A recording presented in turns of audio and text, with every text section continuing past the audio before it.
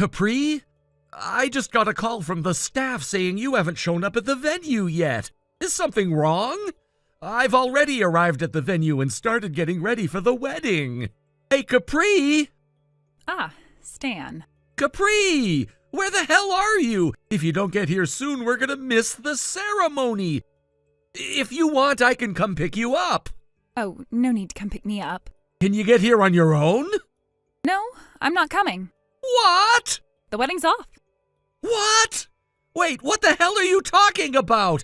Are you seriously saying that on the day of the wedding? Do you really think you can just cancel everything now?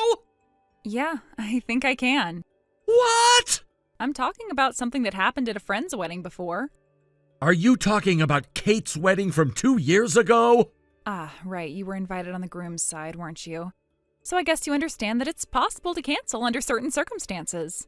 No, that happened because the groom got into a car accident on the morning of the wedding, and there was no way to have the ceremony after that.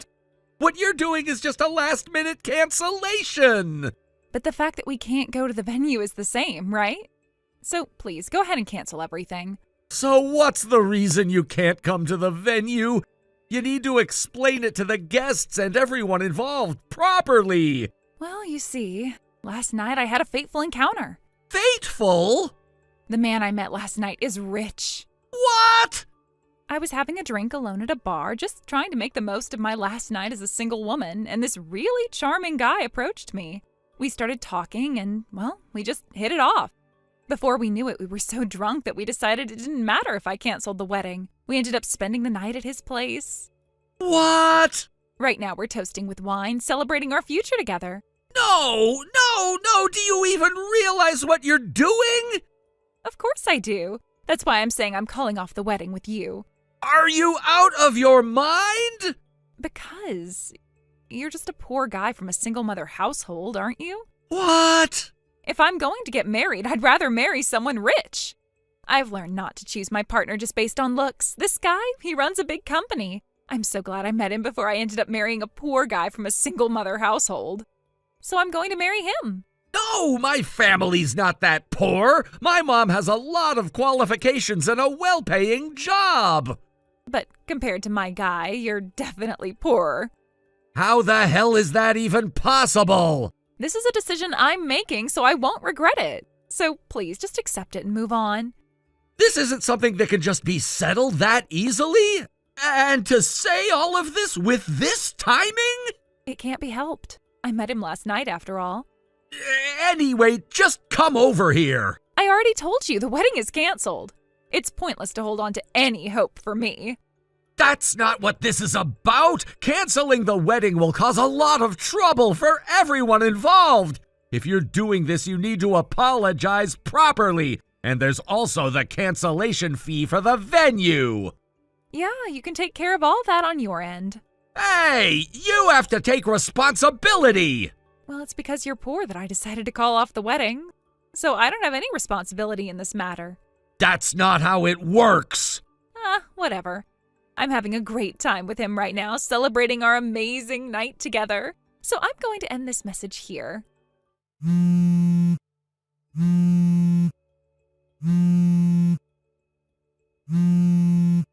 Answer the phone!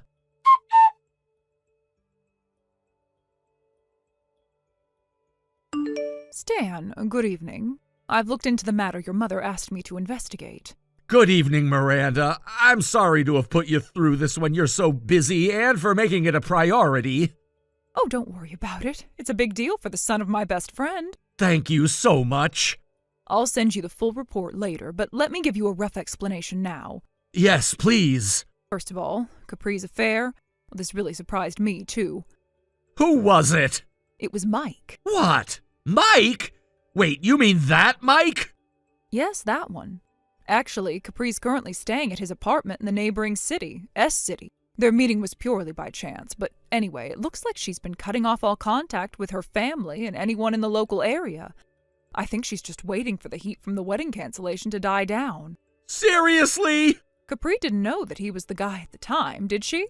No, she didn't. She didn't seem to care at all about what happened to her friend's fiancé. Afterward, she became distant from that friend, so she probably never found out his name, let alone anything more. I see. Well, I'll be delivering the investigation report tomorrow morning, so it'll be in your hands then. Understood. Thank you again.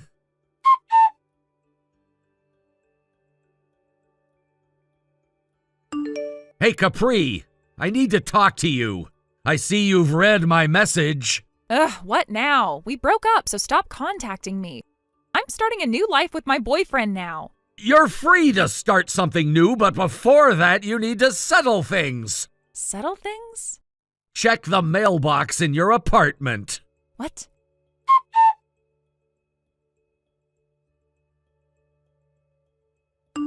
What is this? And how did you even find out where I am?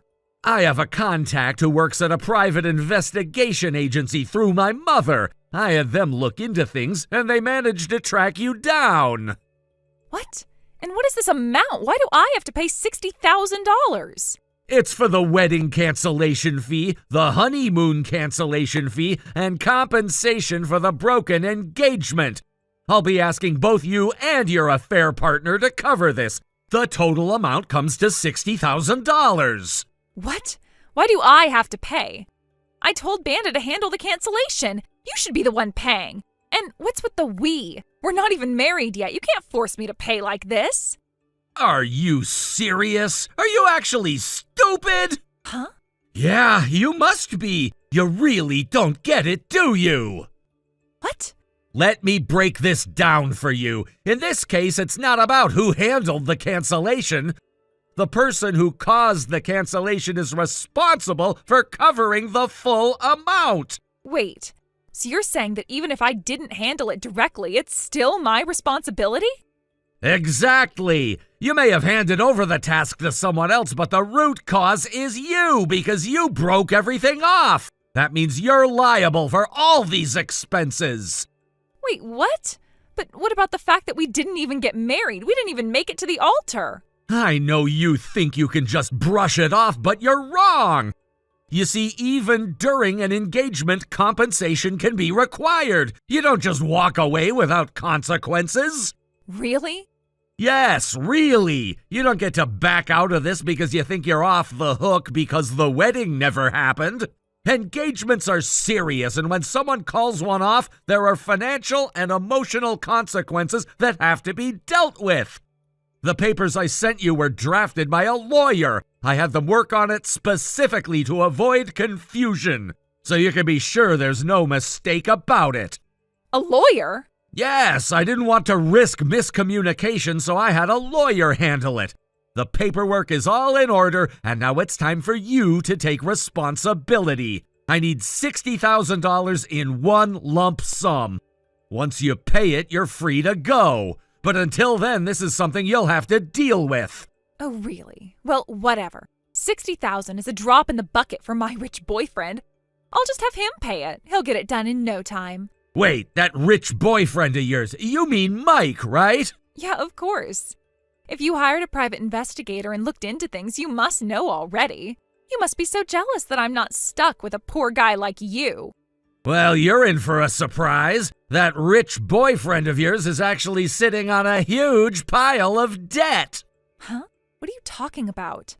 Mike owns a company. He makes $150,000 a year. There's no way he's in debt. That may have been true 2 years ago. 2 years ago? Yeah, 2 years ago. And you know what happened around that time, right? Huh? Why are you bringing that up? It was around the time of Kate's wedding. You remember Kate, right? She married the guy who was supposed to be the groom, but he ended up in a huge accident that day. Oh yeah, the groom who got into the traffic accident and ended up in the hospital for months, right? Even after he healed, he couldn't go back to work because of the rehab. Kate has really weird tastes, doesn't she? Marrying a guy with no future, no prospects. I know you're enjoying making fun of it, but let's get back to the actual point here. Okay, just make it quick. Mike's story connects to this. It all leads back to him. How? You know what happened? Mike was the one who caused that traffic accident. Huh? Yes, Mike was responsible. The accident was entirely his fault, 100%. He paid for all the settlement and medical fees right away in one lump sum, but that's just the beginning. Oh, well, that's easy for someone like him, right?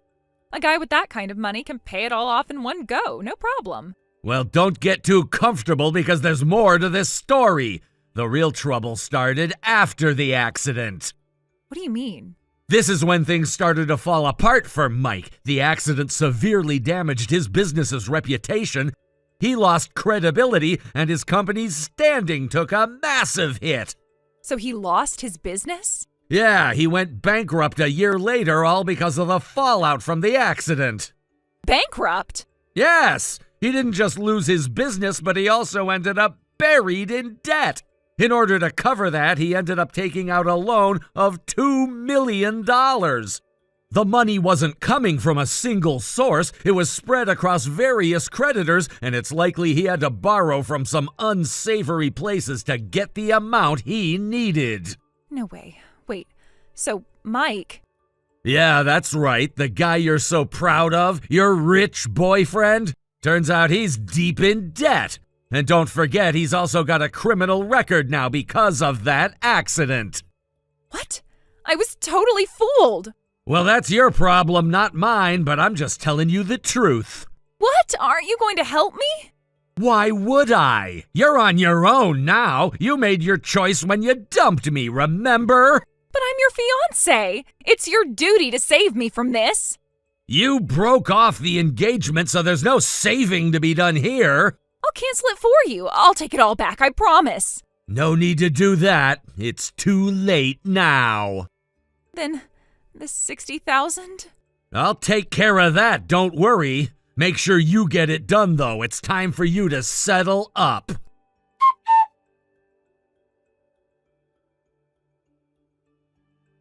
A few days later, $60,000 from Capri was transferred into my account. I didn't expect it. Honestly, after everything that had happened, I thought there would be no way for her to come up with that kind of money. But there it was, the sum sitting in my bank account, a reminder of a past I was trying to put behind me. The money came as a surprise, but what really struck me was the way it arrived. The way Capri had managed to gather such a large amount after everything that had transpired between us. It wasn't without a bit of context, though. Capri's parents, as I learned much later, had decided not to support her financially after she canceled the wedding. The fact that she'd backed out at the last minute and essentially wrecked the plans we'd made together was something they couldn't forgive. From their perspective, the decision was her mistake alone, and they made it clear that they wouldn't step in to clean up the mess she'd made. They were firm about it. They weren't going to help her, not emotionally, and certainly not financially. As it turned out, Capri had reached out to them when things started falling apart, desperately hoping they would come to her aid, but they refused. And it wasn't just about the wedding, it was everything that had happened after. The lies, the broken promises, the way she handled the mess. Capri had alienated so many people, and when she finally needed support, no one was there to give it. I couldn't help but think about Mike, her ex-boyfriend, the one she was still in contact with, who'd also managed to get himself into a financial hole. I had a feeling Capri's method of getting the money wasn't all that different from his.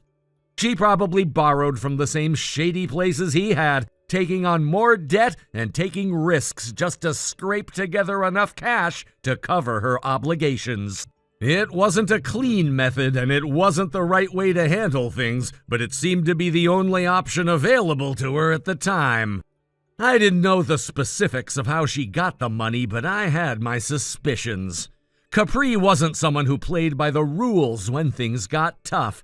She was resourceful, but in the worst way possible, always finding shortcuts that led her further into a corner, always relying on her charm and manipulation to get what she wanted. I wouldn't put it past her to use whatever means necessary to get the cash, even if it meant making deals with people who didn't have the best intentions. The next part of the story came from a message delivered to me through my lawyer. It seemed like Capri, despite everything that had happened, still wanted to reach out to me.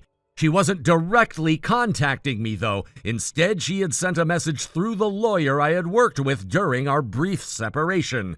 The message was clear. She was asking for advice, or at least some kind of acknowledgement from me, but I wasn't about to give her any more of my time. According to what I was told, Capri had managed to secure a live-in job through the people she had borrowed money from. The details were sketchy, but it seemed that she was working for someone who had offered her a place to stay in exchange for labor. It wasn't exactly a glamorous position, and from what I gathered, it was the kind of job you wouldn't want to talk about at family gatherings. The type of work that left you feeling ashamed to even admit what you were doing to survive. I'm sure it wasn't something Capri was proud of, but it sounded like she had no other choice. It wasn't a job with any dignity, but she had to make do with whatever options were left available to her. Of course, I couldn't feel sorry for her. I wasn't going to waste any more of my energy on someone who had done nothing but betray my trust and ruin everything I had worked for. I wasn't her savior. I wasn't responsible for fixing her mistakes, and I had no desire to get involved any further. The money she sent me didn't change anything. Nothing could undo the damage that had been done, and nothing could make me want to help her again. I instructed my lawyer to reply to Capri, making it very clear that I had no sympathy for her situation. I told him to remind her of the simple truth: this was all her fault. She had made the choices that led her to this point, and now she had to deal with the consequences. You brought this upon yourself. It seemed fitting, considering everything that had happened.